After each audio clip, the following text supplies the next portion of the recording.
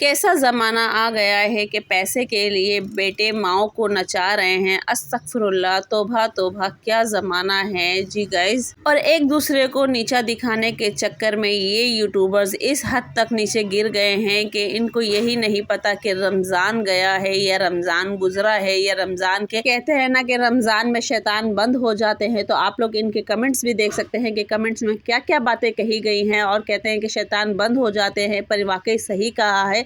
ईद पे आते ही, ईद का चांद दिखते ही इनके घर के जितने भी शैतान थे वो सारे खुल गए हैं। और ये लोग यानी कि पैसे के लिए इस हद तक वाकई नीचे गिर गए हैं कि बेटे माओ की वीडियो बना रहे हैं और माएँ डांस कर रही हैं और माएँ इस तरीके से मतलब कि अपने आप को शो कर रही हैं कि ये बात सही है या गलत है। हाँ, ब्लॉगिंग करना एक अलग बात है जो कि आप लोगों को मैं बताऊंगी कि किस तरीके से आगे इनमें से ही एक फैमिली है वो ब्लॉगिंग कर रही है और ये लोग भी ब्लॉगिंग ही करते हैं। पर ब्लॉगिंग के साथ साथ ये लोग इस हद तक गिर रहे हैं कि आप इनके कमेंट्स देख सकते हैं। ये जितनी भी बातें हैं सारी कमेंट्स के थ्रू ही हो रही हैं और लोग इनको कितना मतलब कि गिरा रहे हैं, इनको इनकी ही नज़रों में गिरा रहे हैं।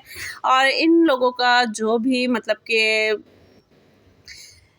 कैमरे को लेके है, कैमरे के आगे है और ये डांसिंग ब्लॉगिंग इनकी समझ में नहीं आती कि ये करना क्या चाहते हैं। भाई आप लोगों को आपस में मियाँ बीवी को मोहब्बत है, कुछ भी है या फिर कुछ भी है, आप लोग एक तरफ रखें। आप लोग बाकायदा कैमरे के आगे इस तरह की वीडियो बनाते हैं और बेटा आपका वीडियो बनाता है तो आपके साथ साथ या तो आपके बेटे को गालियाँ पड़ रही हैं या बेटे की वजह से माँ बाप को गालियाँ पड़ रही हैं।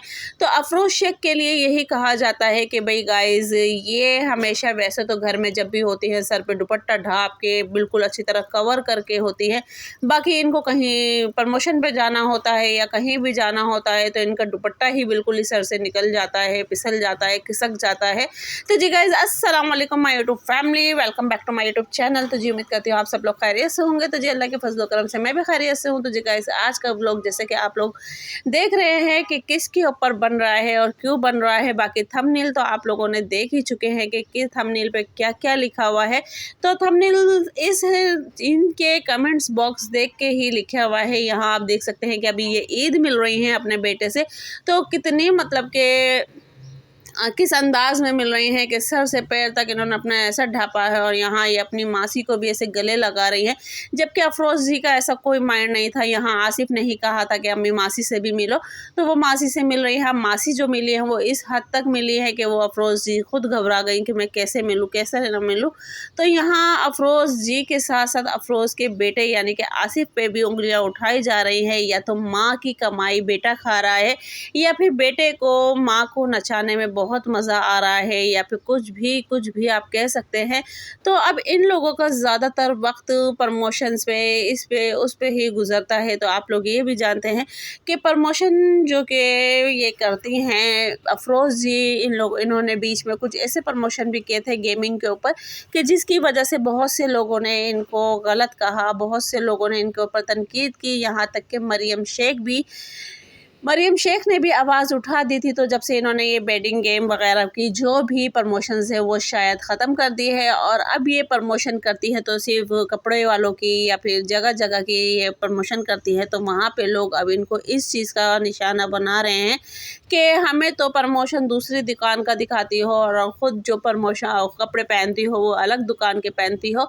तो ये कहाँ का तुक है, हमें कुछ और दिखाती हो, खुद कुछ और करती हो। और इस बारे के ऊपर बहुत से लोग अभी भी इनको तनकीद का निशाना बना रहे हैं।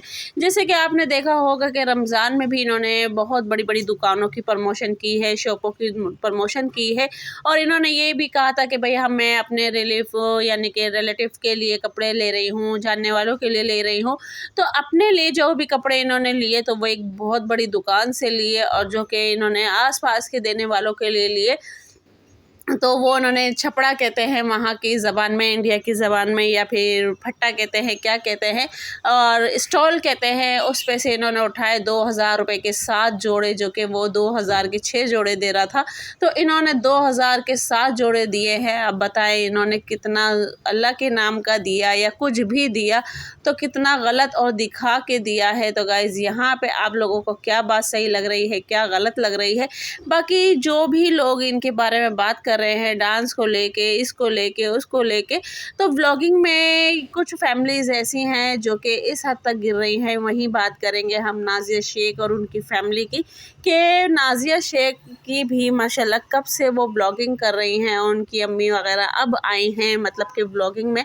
पर इनकी फैमिली में अभी तक ऐसी कोई चीज़ नहीं देखी गई है, उनकी फैमिली में अभी तक ऐसी कोई बात नहीं देखी गई है कि जिसके ऊपर लोग इस तरीके के इनके ऊपर गंदे कमेंट्स करें। हाँ, उनकी फैमिली के मैटर को लेके कमेंट्स होते हैं, क्योंकि ज़ाहिर बात है जब वो ब्लॉगिंग कर रहे हैं तो ब्लॉगिंग के थ्रू वो अपने सब्सक्राइबरों को अलग अलग पैगाम देते हैं, मैसेज देते हैं, तो उसी पे लोग उनका रिएक्शंस करते हैं, उनके लिए बातें बनाते हैं। पर ऐसी अभी तक कोई बेहुदा मतलब कि इनकी फैमिली से कोई ब्लॉगिंग नहीं निकली है। हाँ, नाज़िया भी शॉर्ट्स बनाती है, पर उसके अंदर भी ऐसी कोई चीज़ नहीं है कि जिसको लेके लोग उनको बेहुदा बदले वो मतलब कि अलग अलग गलत अल्फाज जो कि बहुत से लोग करते हैं, और मैं वो बातें नहीं करना चाह रही हूँ। यहाँ तक कि आप लोग इनके कमेंट्स बॉक्स जो कि अफरोज़ शेख के होते हैं और सायरा सेठानी के होते हैं, तो उन पे आप लोग देख सकते हैं कि सायरा सेठानी का भी यही हिसाब किताब है कि उनके भी मतलब कि डांस के ऊपर, इसके ऊपर उनकी शॉर्ट्स ही, रील्स ही मतलब डांस वगैरह के ऊपर होती हैं। तो गाइस आप वो भी चीज़ देख सकते हो। और यहाँ तक कि मरियम शेख की फैमिली में भी अभी शायद ऐसा कुछ नहीं है, पर अफरोज़ शेख ये तो मतलब कि आले से आले ही ऊपर चली गई हैं। तो इस बारे में आप लोगों का क्या ख्याल है, तो प्लीज़ कमेंट्स बॉक्स में लाजमी बताइएगा। और यहाँ पे ये माँ बेटी भी इतने अच्छे से मिल रही थी, यहाँ पे ये ईद मिल रही थी, और मतलब कि इनके बेटों ने कदम भी छुए, आशीर्वाद भी लिया अपनी माँ का कि भाई ईद पे आशीर्वाद लेते हैं, हाथ चूमते हैं। तो जी गाइस, हाथ चूमने वाली बात तो समझ में आ रही है, पर कदम चूमने वाली बात क्या है वो समझ में नहीं आ रही। क्या इन्होंने मज़हब चेंज किया है, या फिर मतलब कि समझ में नहीं आ रहा कि भाई ईद पे हम लोग गले मिलते हैं। हाँ, गले मिलते हैं, माँ बाप से गले मिलते हैं, उनके हाथ चूमना, उनके माथा चूमना, उनको बोसा लेना, उनको प्यार करना, वो समझ में आ रहा है। पर ये पैर चूमना कहाँ का है, किधर का है, आप लोग भी कमेंट्स में बताइएगा कि ये वाकई सही है या गलत है। तो बस यहाँ पे अब अफरोज़ शेख जो थी वो मतलब कि अपने घर के काम वाम से, अपनी शूटिंग से, अपने शॉट से, अपने मतलब के रील से थक हार के अब बैठ चुकी थी, अपनी ड्रेसिंग वगैरह चेंज करके बैठ चुकी थी। तो यहीं पे अब इनके मेहमान भी आ गए थे, तो इन्होंने मेहमान को भी अपना मुंह दिया, और उनसे भी बातचीत करने के बाद अब ये थक चुकी थी बहुत ज़्यादा, तो आराम के लिए चली गई। तो बाकी आप लोगों को क्या सही लगता है, क्या इनको इस हद तक नाच गाना करना चाहिए या नहीं करना चाहिए? और ये इनकी जो मेकअप आर्टिस्ट हैं, ये भी माशाल्लाह बहुत अच्छा मेकअप करती हैं, और इनको ही देख के यानी कि रिहाना बोस भी मतलब इसी मेकअप आर्टिस्ट को बुलाती हैं, और वो बार बार अपनी जब भी इनको बुलाती हैं तो वो अपनी वीडियो में बाकायदा इनको प्रमोशन देती हैं कि भाई हाँ, ये वही हैं जो अफरोज़ शेख का मेकअप करती हैं, ये वही हैं जो अफरोज़ शेख का मेकअप करती हैं। तो फ़िलहाल चलो, यहाँ किसी का तो भला हुआ है और किसी को तो माशाल्लाह रोज़ी मिली है।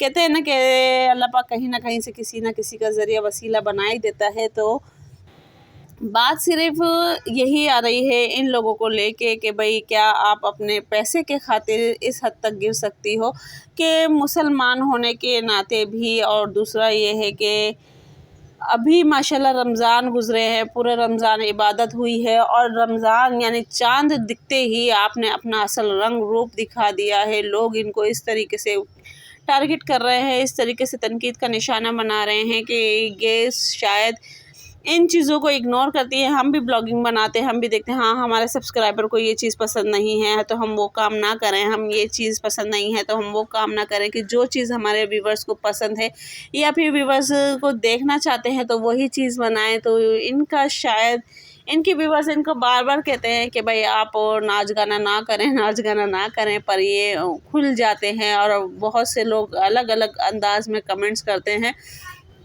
तो वो कमेंट सुन के भी थोड़ी सी हैरानगी भी होती है थोड़ा सा, पर शायद इन लोगों ने यही सोचा हुआ है कि भाई चाहे दुनिया कुछ भी कहे, हमें क्या लेना, हमारा पेट कोई आगे भरते हैं, अपनी तरफ से कुछ भी बातें बना देते हैं, हमें अपने पैसे से मतलब है, हमें इसी नाच गाने के यूट्यूब पे पैसे मिलते हैं, रील्स के पैसे मिलते हैं, इन चीज़ों के प्रमोशन के पैसे मिलते हैं, तो हम अपना काम कंटिन्यू रखें, हमारा कौन करने वाला है, हमारा कौन धरने वाला है। तो शायद अगर ये चीज़ भी देखा जाए तो ये सोच भी बिल्कुल सही है कि वो वाकई सही भी सोच रही हैं कि हाँ हमें कौन देखने वाला है, पर वही बात है ना कि ऊपर वाले की ज़ात सबको देख रही है, सबको जान रही है, सबको पहचान रही है। तो अभी ये चीज़ वो बेहतर जानती है, क्योंकि ज़ाहिर बात है हर इंसान को अपनी कब्र का हिसाब खुद देना है।